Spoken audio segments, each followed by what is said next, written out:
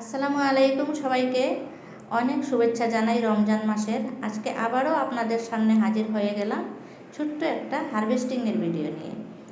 এই হারভেস্টিংটা আজকে না করলে হবেই না, কারণ এই বেগুনগুলো বেশি বড় হয়ে যাচ্ছে, আর বেগুন বেশি বড় হয়ে গেলে খেতে স্বাদ হবে না।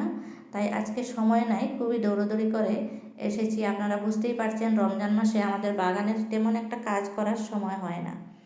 বেগুনগুলো আজকে হারভেস্ট করছি, অনেকগুলো বেগুন আজকে হারভেস্ট করব আর আত্মীয় স্বজনকে দেব। নিজে তো এত বেগুন খাওয়া যাবে না, প্রতিবেশীদেরকে দিয়ে খেলে ভালোই লাগে। আপনারাও যদি বাগান করে ভালোবাসেন তাহলে অতি অবশ্যই আমার চ্যানেলটাকে সাবস্ক্রাইব করে দিয়ে আমার সাথে থাকবেন। আমি সম্পূর্ণ অর্গানিকভাবে বাগান করে থাকি, কোনো ধরনের রাসায়নিক সার ব্যবহার করি না। দেখুন অর্গানিক বাগানের বেগুন কত সুন্দরভাবে ধরেছে, মাশাআল্লাহ অনেক হয়েছে।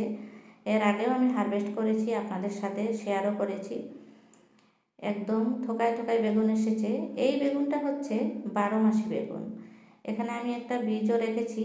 এই বীজটা বড় হলে বীজ করে নিয়ে আমি বৃষ্টির দিনে আবারও চারা করব আর আবারও গাছ লাগিয়ে দেব, যেহেতু 12 মাসি।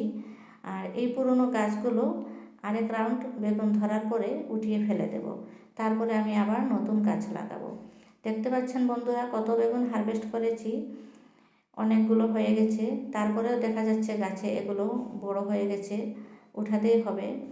কয়েকটা একদম ছোটোতেই সাদা সাদা হয়ে যাচ্ছে, কয়েকটা আবার বড় হয়ে গেছে, বুঝতে পারছি না।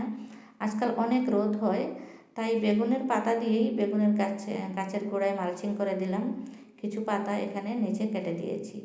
বন্ধুরা আজকের ভিডিওটা কেমন লাগলো অবশ্যই আমাকে কমেন্টের মাধ্যমে জানাবেন। আপনাদের কমেন্ট পেলে বেশ ভালো লাগে। অনেকগুলো বেগুন হয়ে গেছে, ঘরে নিয়ে গেলাম, চলে আসলাম ঘরে।